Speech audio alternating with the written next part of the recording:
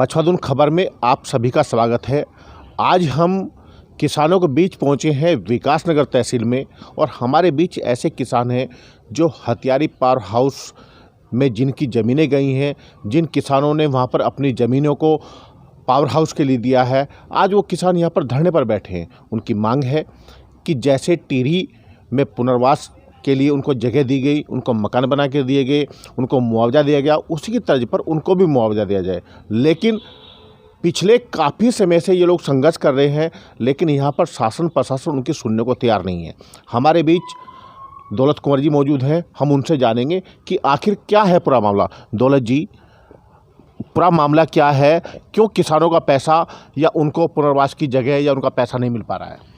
देखिए, यहाँ पर लगभग 2016 से लेकर आज तक 3 से 4 उप जिलाधिकारी महोदय यहाँ से ट्रांसफ़र हुए हैं उनके, और नए आते गए हैं। आखिर ऐसा क्या माजरा है कि हथियारी पावर हाउस प्रोजेक्ट जो बन रहा है वहाँ पर 98% दलित समाज के लोगों की ज़मीन गई है, 2% वहाँ पे सामान्य जाति की ज़मीन गई है। पूरे देश में नहीं होगा ऐसा पावर हाउस जहाँ पर इतनी बड़ी तादाद पे अनुसूचित जाति की ज़मीनें गई होंगी। अब देखिए कि अनुसूचित जाति के लोगों ने अपने दादा परदादा की ज़मीनें दी, जब इनके पास ज़मीनें थी, सरकार को चाहा कि सरकार यहाँ पर जो है ऊर्जा प्रदेश में हमारा क्षेत्र को भी शामिल करें।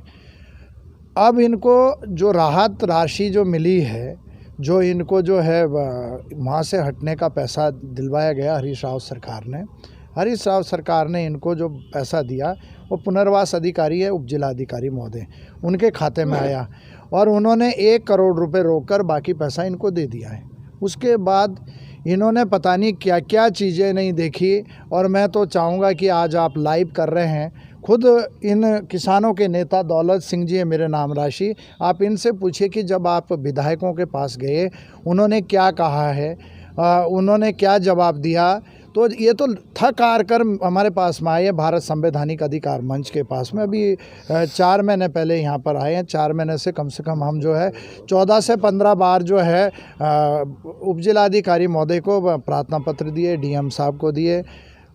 आज बड़ी हैरानी हो गई, हमारे साथ में किसान यूनियन के एक बहुत बड़े नेता हमारे साथ में बैठे हुए हैं। 4 दिन से रात दिन यहाँ पर हम तहसील प्रांगण में बैठे हुए, बल्कि पहले दिन तो यहाँ की लाइट तक काट दी गई थी, अंदर नहीं घुसने दिया जा रहा था। तो बड़े मुश्किल जो है हमको यहाँ जगह दी गई बैठने के लिए। लेकिन बड़ी हैरानी, 4 दिन से उप जिलाधिकारी महोदय गायब हैं, वो यहाँ अपनी कुर्सी पर 4 दिन से नहीं बैठ रहे हैं। तो मेरा निवेदन आपसे ये है कि आप यदि इसकी ग्राउंड रिपोर्ट सच्चाई जानना चाहते हैं तो आप मेरे बगल में खड़े हैं, वो अध्यक्ष हमारे उप समिति जो 120 पावर हाउस जो बन रहा है, 100 प्रोजेक्ट वहाँ पर हथियारी विस्थापित समिति, उसके अध्यक्ष हैं दौलत सिंह जी, वो आपको बता देंगे कि सच्चाई आखिर क्या है। हम तो इनके संवैधानिक अधिकार इनको दिलाने के लिए यहाँ पे बैठे हैं। जी, आपसे जानना चाहेंगे कि जो 120 मेगावाट का जो प्रोजेक्ट बन रहा है, जो तैयार हो रहा है, तो क्या लगता है कि आप लोगों की ज़मीनें गई हैं, आपको उसका मुआवजा मिल पाया, अब आपको पुनर्वास मिल पाया? ना, कहाँ मिल पाया जी, मुआवजा मिल पाता, पुनर्वास मिल पाता, हम यहाँ क्यों बैठते हैं जी। वहाँ पे तरह तरीके के राजनीति के गुट खेले जा रहे हैं जी।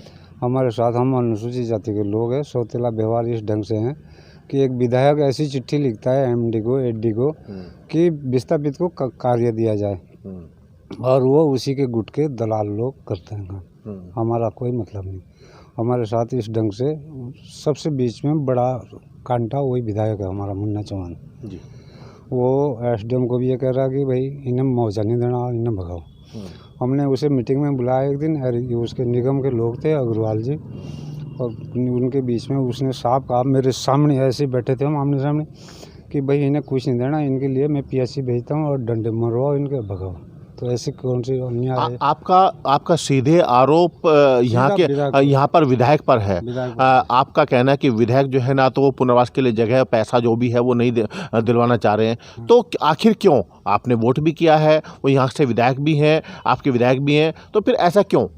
वो अक्सर ये बातें ज़्यादा अपने मन में रखता है कि मैं सामान्य जाति से हूँ, ये ऐसे के लोग, उसके अंदर ये नीति है, इस नीति पे वो सब लोगों को दबा के रखता है। जी। तो क्या लगता है कि यहाँ बैठने से आपकी समस्या का हल हो पाएगा या आप उससे भी इससे आंदोलन और तेज करेंगे? आगे के लिए तो आगे हमने इस साथ के लिए दौलत कुंवर को जी पकड़ा है जी। अब ये जेल भिजवाएं, अंदर ऊपर चढ़वाएं, नीचे हटवाएं, उनके पीछे हैं। ये थे हमारे बीच यहाँ पर जो किसानों के बीच दौलत कुंवर जी बैठे हैं और उनके बीच काफ़ी किसान हैं जिनकी मांगे हैं कि या तो हमें पुनर्वास के लिए जगह दी जाए, जो पैसा है हमारा वो दिया जाए।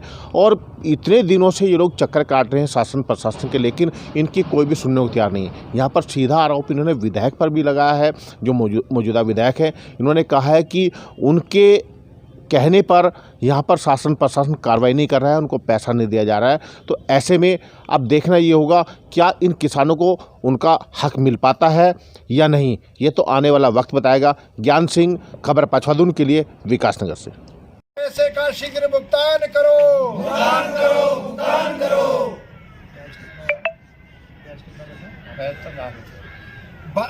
1 करोड़ के साथ 72 लाख का ब्याज भी भुगतान करो, भुगतान करो, भुगतान करो। 1 करोड़ के साथ 72 लाख का ब्याज भी भुगतान करो, भुगतान करो, भुगतान करो। 1 करोड़ के साथ 72 लाख का भी भुगतान करो, भुगतान करो, भुगतान करो। जी जानना चाहेंगे, किसान लोग यहाँ पर बैठे हैं और इनका कहना है कि इसमें लगभग 80% यहाँ पर दलित लोग हैं। तो ऐसे में क्या यहाँ पर आज भी सवर्ण और दलित का युद्ध चल रहा है? देखिए, दलित और सवर्ण ये नेताओं की भाषा है जी, हम किसानों की भाषा नहीं है जी। और हम जो है किसानों के हित में, वो चाहे किसी भी जाति से संबंध रखता हो, किसी धर्म से संबंध रखता हो, किसान और मजदूर, हम हर हालत में इन लोगों के लिए 24 घंटे इनके साथ है। और हम अगर इनको यहाँ इंसाफ नहीं मिलता तो देहरादून है, मुख्यमंत्री है। और हम इस सिलसिले में राकेश टिकैत जी से भी हमारी वार्ता हुई। उन्होंने कहा कि आप अगर यहाँ समाधान नहीं होता तो कुछ ही टाइम के बाद में हरबटपुर में महापंचायत बुलाई जाएगी किसानों की, उसमें ये डिसीजन होगा और हम देखते हैं प्रशासन या शासन इन लोगों का पैसा किस तरह रोकता है। हम हर तरह से इनके साथ हैं, हम बिल्कुल पीछे नहीं हटेंगे, इनको इंसाफ दिलवा करके रहेंगे। यानी आप लोगों का कहना है कि अगर यहाँ पर इंसाफ नहीं होगा तो फिर महापंचायत में इंसाफ होगा? बिल्कुल होगा, लेकिन इनका हक मिल कर रहेगा? इनका हक मिल कर रहेगा।